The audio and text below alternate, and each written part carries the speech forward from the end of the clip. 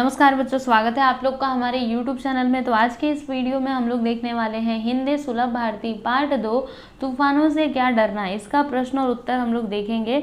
तो सबसे पहली बात मैं आप लोग को ये बता दूं कि आपकी इस किताब में जो भी प्रश्न दिए गए हैं सभी प्रश्नों के आप लोग को उत्तर दिए जाएंगे, चाहे ये मैंने समझा हो या फिर देखो ये मैंने समझा है ना, उसके बाद चाहे ये भाषा की ओर हो, आप लोग देख सकते हो इसके भी प्रश्न, यहाँ पे जो प्रश्न है इसका भी उत्तर दिया जाएगा। उसके बाद इधर जो भी प्रश्न है इनके भी उत्तर दिए जाएंगे। समझ आ रहे हैं आप लोग को? तो आप हमारे साथ अंत तक बने रहिएगा, ठीक है। तो चलिए अभी बिना कुछ देरी के हम शुरू करते हैं। तो मैंने समझा, बच्चों आपने ये कविता पढ़ने के बाद आपने क्या समझा? मतलब ये कविता तो आपने पढ़ ली, समझ भी ली, लेकिन एक्चुअली में आप समझ क्या रहे हो? आप इसमें से क्या अपने जीवन में उतारना चाहते हो, बताइए। तो देखिए हमने लिखा है कि मनुष्य को कभी भी असफलताओं से घबराना नहीं चाहिए, है ना। यही तो सीखा हमने कि नफरत करना नहीं किसी से, प्यार सभी से करना जी। तूफान तो आते रहते, इनसे भी क्या डरना जी, तूफान तो आते रहेंगे, तो इनसे जो डर गया वो मर गया, है ना। डरने की बात तो है ही नहीं। तो वही बोला गया यहाँ पे कि मनुष्य को कभी भी असफलताओं से घबराना नहीं चाहिए, बल्कि मेहनत के द्वारा लक्ष्य की प्राप्ति करनी चाहिए। मनुष्य को अपने ऊपर अहंकार नहीं करना चाहिए, हर परिस्थिति में धीरज से काम लेना चाहिए। समझे आप? अब आता है भाषा की ओर। इसमें क्या है कि कविता में आए किन्हीं 5 शब्दों के विरुद्धार्थी शब्द लिखिए। मतलब आप कविता में जो भी कोई भी आप 5 शब्द ले लीजिए और उनके विरुद्धार्थी लिख दीजिए। तो देखिए यहाँ पे हमने लिखा है नफरत का प्यार, हार का जीत, दिन का रात, अंधेरा का उजाला, धूप का छांव, ठीक है ना। आगे चलते हैं। अगला क्या है, सुनो तो जरा। इसमें क्या बोला गया है कि रेडियो पर एकाग्रता से भजन सुनो और दोहराओ। जैसे रेडियो आपको पता है तो उस पे ना आप लोग एकदम ध्यान से भजन सुनिए और फिर उसको दोहराइए। तो ये आप लोग को खुद से करना है, डू इट योरसेल्फ, खुद से करो, ठीक है। बताओ तो सही, क्या बोला गया है कि साक्षरता अभियान के बारे में जानकारी बताइए।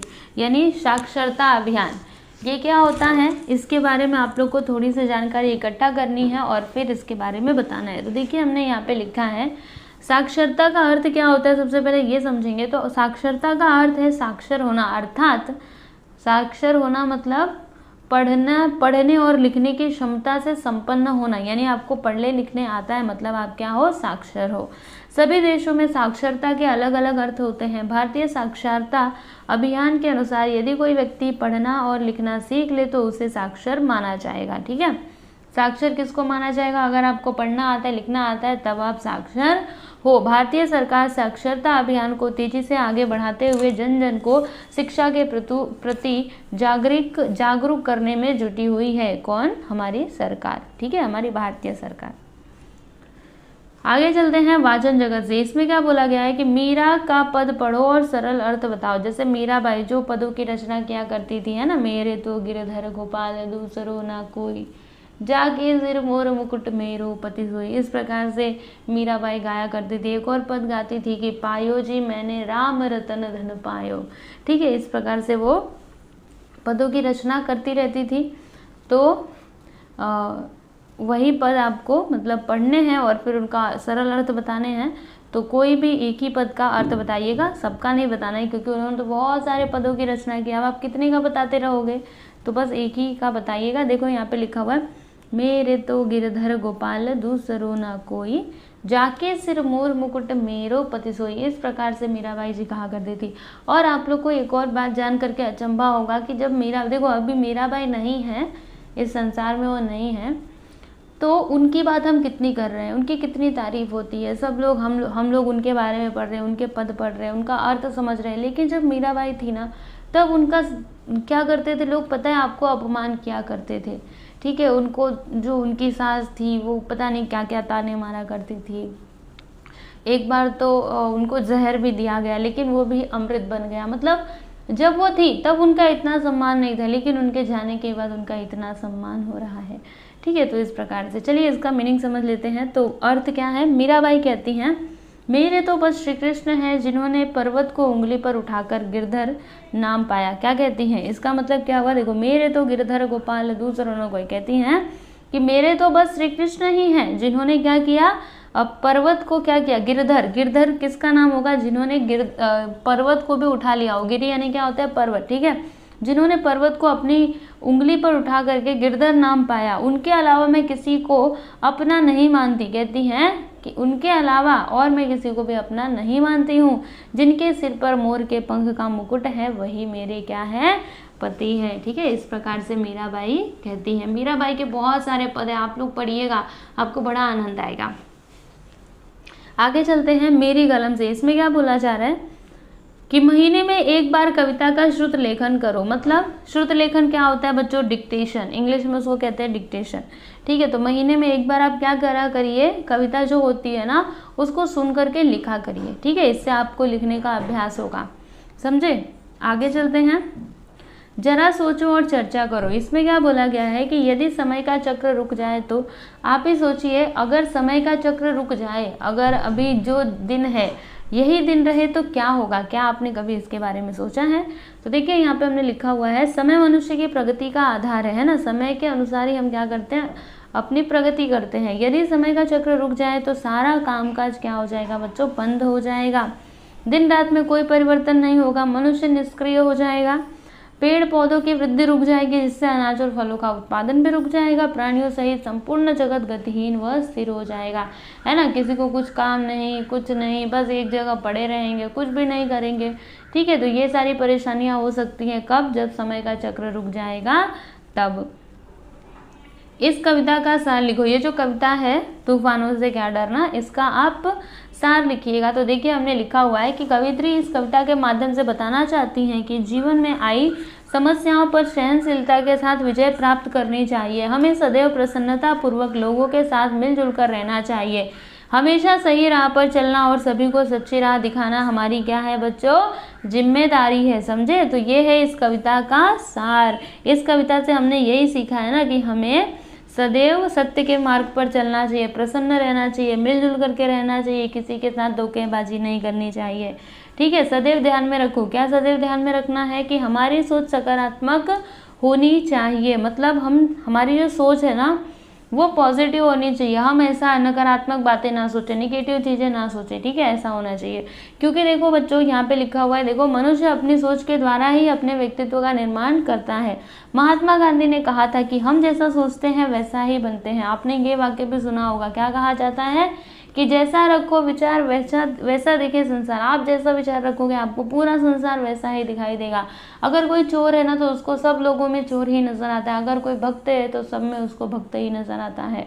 अगर कोई मतलब जो भी उसका काम जो हमेशा सोचता रहता है जिसके बारे में ना, वो उसको संसार को भी वो वैसे ही देखता है। ठीक है, इसीलिए हमारे विचार हमेशा सकारात्मक होने ही चाहिए।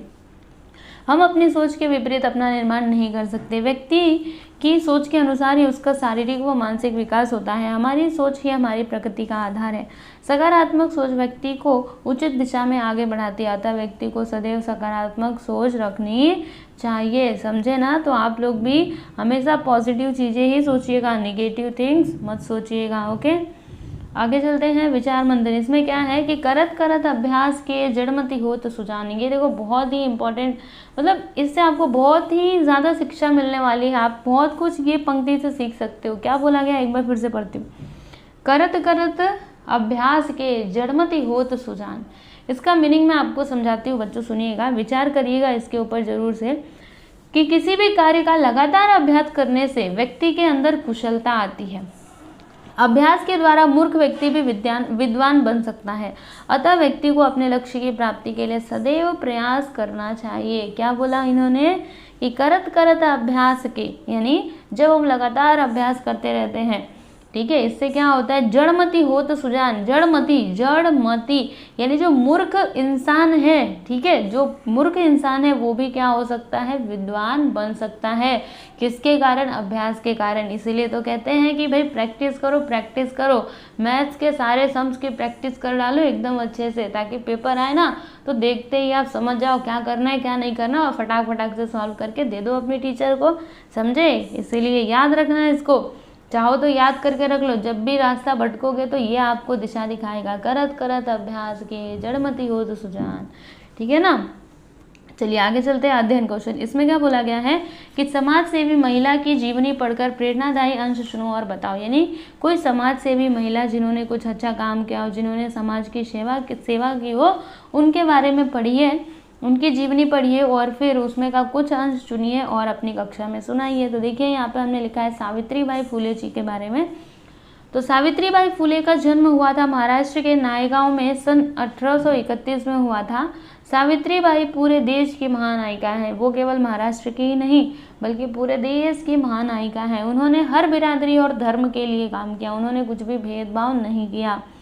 जब सावित्रीबाई पढ़ने के लिए जाती तो रास्ते में लोग उन पर गंदगी कीचड़, पढ़ाने के लिए जाती थी, पढ़ने के लिए नहीं, जब सावित्रीबाई पढ़ाने के लिए जाती थी तो लोग क्या करते थे, उन पर गंदगी कीचड़ गोबर तक फेंका करते थे और सावित्रीबाई कुछ नहीं कहती थी बल्कि वो अपनी एक साड़ी अपने थैले में लेकर के ही चलती थी और स्कूल पहुंचकर गंदी साड़ी बदल लिया करती थी। वे हमें अपने पथ पर चलते रहने की प्रेरणा देती है। उन्होंने अपना पूरा जीवन समाज में वंचितों खासकर महिलाओं व दलितों के अधिकारों के लिए संघर्ष करने में बिता दिया। यानी उन्होंने पूरा जीवन अपना ऐसे ही गंवा दिया, यानी लोगों की सेवा करना, जो गरीब दुखिया हैं उनकी मदद करना, इस प्रकार से। इसीलिए तो आज हम उनके बारे में इतना पढ़ रहे हैं।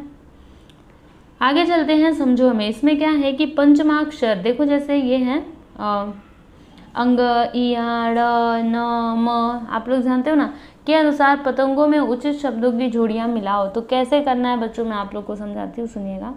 ये देखो जैसे पहला ये है अंग, ठीक है, तो क से कंकाल होगा, ख से पंख होगा। देखो पंख, इसमें आपको पता है ना अंग कैसे हम लोग बोलते हैं, ये जो रहता है इसको अंग कैसे बोला जाता है, ठीक है। तो क से कंकाल, देखो इसमें आ रहा है, फिर पंख आ रहा है ना, फिर कंगना, संघमित्रा, फिर इया है, तो देखिएगा इसमें इया आएगा। जैसे चंचल, इसमें ये अंग वाला मतलब ये नहीं आ रहा है, जैसे हम कंकाल बोल रहे थे वैसा नहीं हो रहा है। क्या हो रहा है, चंचल, मतलब इसमें इया आ रहा है।